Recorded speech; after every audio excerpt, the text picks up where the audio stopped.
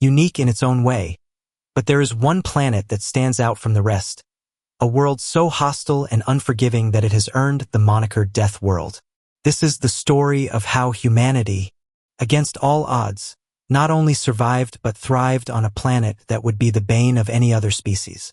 When the Galactic Confederation first discovered Earth, they sent a team of their most experienced explorers to assess the planet's potential for colonization.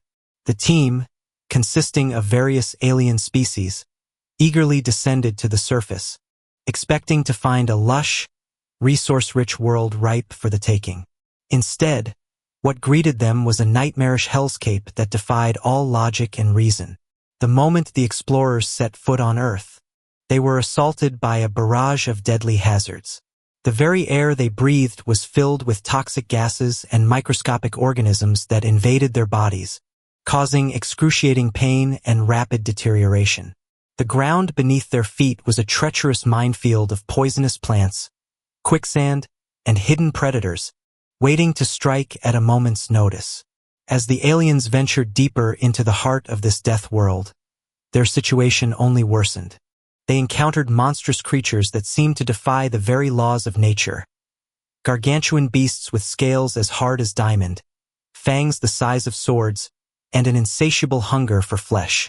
These abominations, which the humans would later come to call behemoths, roamed the land, leaving a trail of destruction in their wake. The explorers, despite their advanced technology and weaponry, were no match for the horrors that Earth had in store for them. One by one, they fell victim to the planet's relentless onslaught, their bodies torn apart by the behemoths, or consumed by the very environment they had hoped to conquer. In the end, only a single survivor managed to escape back to the Confederation, bearing a grim message. Earth was a lost cause, a world too dangerous for any sane species to inhabit. But the humans who had evolved on this very planet saw things differently. To them, Earth was home, a place where they had learned to adapt and overcome the challenges that nature threw their way. They had developed a unique set of skills and technologies that allowed them to not only survive but thrive in the face of adversity. When the Galactic Confederation declared Earth off-limits, the humans took it as a challenge. They refused to abandon their homeworld, and instead, set out to prove to the galaxy that they were a force to be reckoned with. They fortified their cities, built massive walls to keep the behemoths at bay, and developed advanced weapon systems designed specifically to combat the threats that lurked beyond their borders. As the years passed, the humans continued to grow and evolve, their civilization reaching new heights of technological and social progress. They learned to harness the power of the very elements that had once sought to destroy them, using the planet's abundant resources to fuel their expansion and strengthen their defenses. The humans' ingenuity and resourcefulness knew no bounds. They developed specialized exoskeletons that allowed them to traverse the treacherous terrain with ease, and they engineered genetically modified crops that could thrive in the toxic soil. They even managed to domesticate some of the smaller, less aggressive behemoths, using them as beasts of burden and loyal companions. As human civilization continued to flourish, they began to explore the far reaches of their world, venturing into uncharted territories that even the bravest among them had once feared to tread. They discovered hidden oases of life, pockets of lush vegetation and crystal-clear waters that had somehow managed to survive the planet's harsh conditions. But with each new discovery came new dangers, and the humans soon realized that they were not the only ones who had learned to adapt to the Death World's challenges. Deep within the planet's subterranean caverns, they encountered a race of sentient, insectoid creatures that had evolved to thrive in the darkness. These creatures, which the humans named shadow stalkers, were fiercely territorial and possessed a hive-mind intelligence that made them a formidable foe. The humans, however, were not ones to back down from a challenge. They met the shadow stalkers head-on, engaging in a series of brutal battles that tested the limits of their courage and resolve. In the end, it was the humans' superior technology and unwavering determination that proved victorious, and they emerged from the caverns as the undisputed masters of their domain. Word of humanity's success eventually reached the ears of the Galactic Confederation. who were both amazed and terrified by the prospect of a species that could not only survive but thrive on a death world. They sent emissaries to Earth, hoping to establish diplomatic relations, and perhaps even learn from the humans' unique abilities. But the humans, having endured centuries of hardship and isolation, were wary of outsiders. They had learned to trust only in themselves and their own strength, and they were not about to let any alien species dictate the terms of their existence.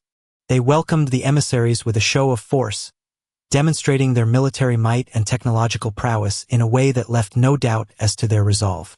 The Galactic Confederation, realizing that they were dealing with a species unlike any they had encountered before, decided to take a more cautious approach. They offered the humans a place in their ranks, promising them access to advanced technologies and resources in exchange for their cooperation and allegiance. But the humans, ever proud and independent, declined the offer. They had no interest in joining a galactic community that had once written them off as doomed.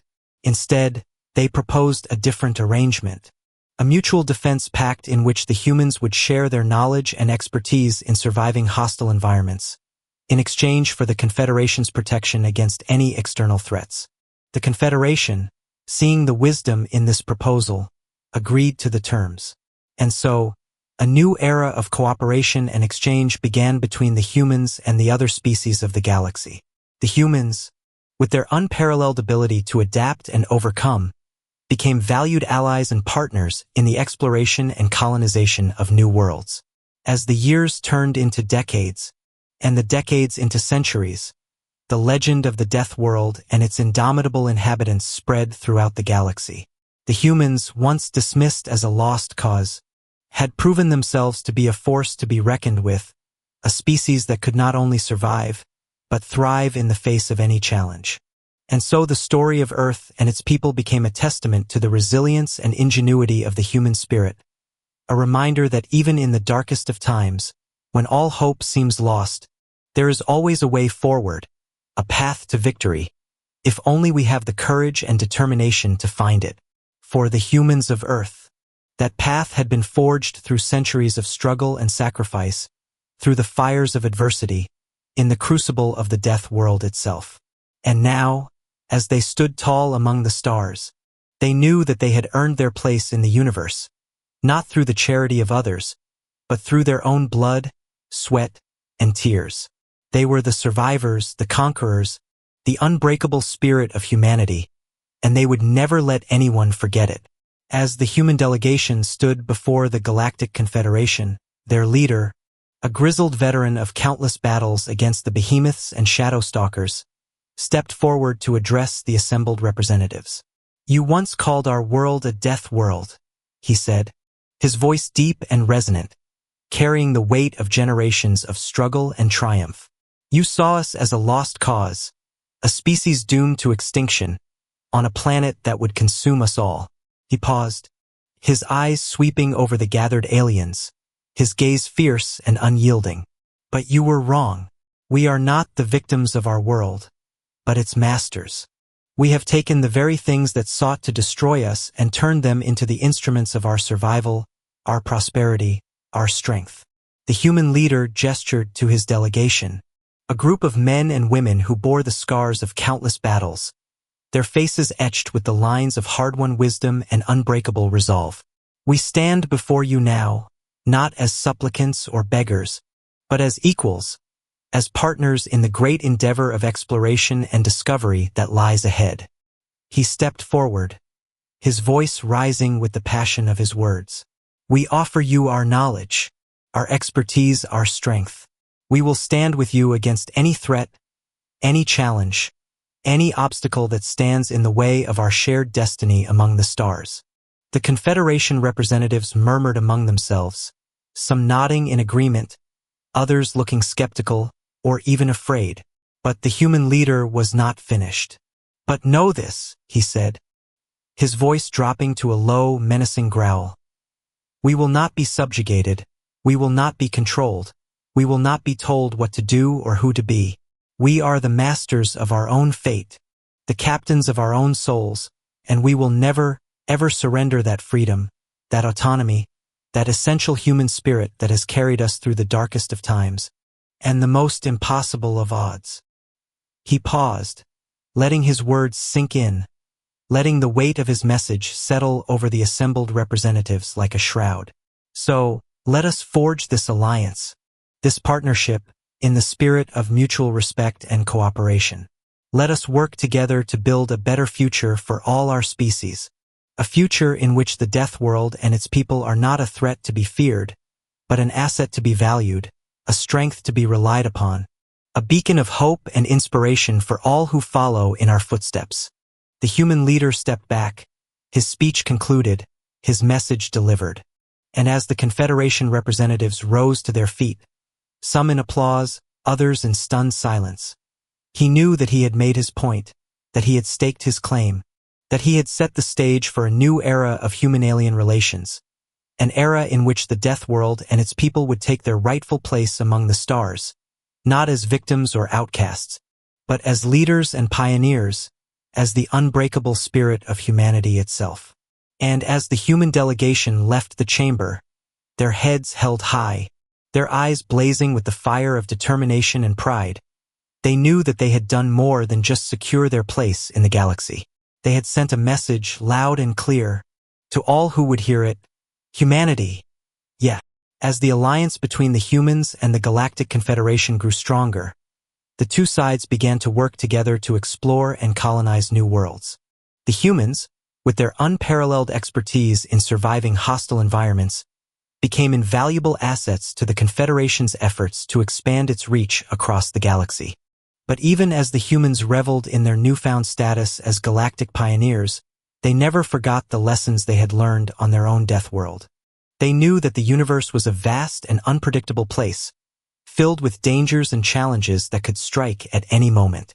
And so, they remained ever vigilant, always ready to defend their hard-won gains against any threat that might arise.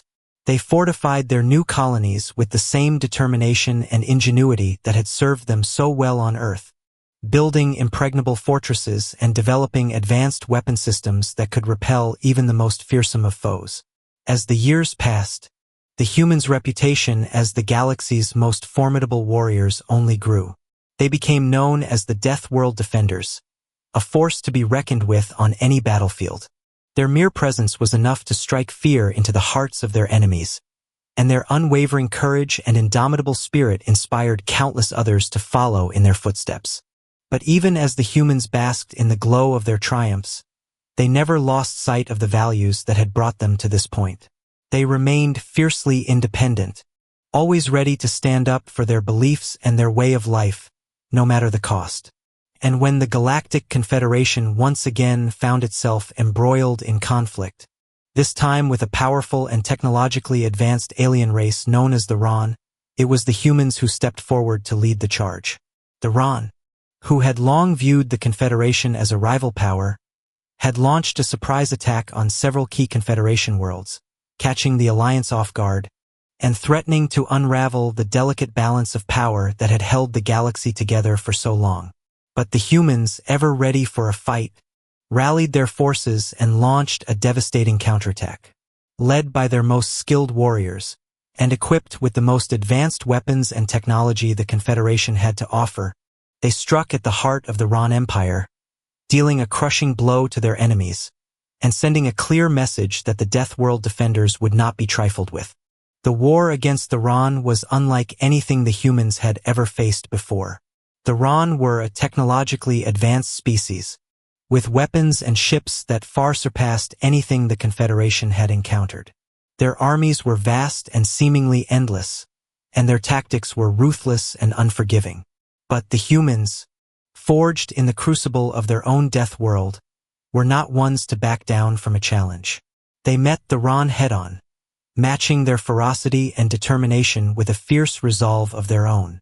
The battles were brutal and bloody, with casualties mounting on both sides. The humans and their allies fought with everything they had, pouring their hearts and souls into every engagement. They knew that the fate of the galaxy hung in the balance, and they were determined to emerge victorious, no matter the cost. As the war dragged on, the humans began to adapt to the Ron's tactics. They studied their enemies' weaknesses, learning to exploit them with devastating efficiency. They developed new weapons and technologies specifically designed to counter the Ron's advanced systems, and they honed their skills in the art of guerrilla warfare, striking at the enemy from unexpected angles and disappearing before they could be caught. But even with all their ingenuity and determination, the humans knew that they could not win the war alone. They needed the support of their Confederation allies, and they worked tirelessly to build and maintain those alliances, even in the face of setbacks and defeats. The war raged on for years, with the humans and their Confederation allies locked in a brutal struggle for survival against the implacable Ron foe. But through it all, the humans never wavered, never lost sight of their ultimate goal: to protect the galaxy and its inhabitants from any threat. They knew that the Ron represented a threat not just to the Confederation, but to the entire galaxy. They knew that if the Ron were allowed to prevail, countless worlds and civilizations would fall under their tyrannical rule, and the very fabric of galactic society would be torn asunder. And so, the humans fought on, driven by a sense of purpose and a fierce determination to protect the innocent and the vulnerable. They became the shield that guarded the galaxy against the darkness, the sword that struck down the enemies of peace and freedom. As the dust settled and the smoke cleared, the humans stood tall among the stars, their heads held high, and their eyes blazing with the fire of triumph. They had faced the worst the universe had to throw at them, and they had emerged stronger, wiser, and more united than ever before. In the end, it was the humans' unwavering courage and indomitable spirit that made the difference. They rallied their allies, they stood firm in the face of overwhelming odds, and they never, ever gave up. And through their dedication and their valor, they turned the tide of the war, pushing the Ron back and forcing them to the negotiating table. The war had taken a heavy toll on the humans and their allies, but they had emerged victorious, their place in the galaxy secured, and their reputation as the Death World defenders cemented for all time. They had shown the universe that even in the face of the greatest of challenges, the human spirit could not be broken, could not be defeated. And as the galaxy looked to the future, to the new era of peace and prosperity that the humans had helped to usher in, they knew that they could face whatever challenges lay ahead, with confidence and with hope. For they had the Death World defenders on their side, the unbreakable spirit of humanity, the shining beacon of all that was good and right in the universe. Thank you for listening to the story. Help me subscribe to the channel and ring the notification bell to soon update the latest stories.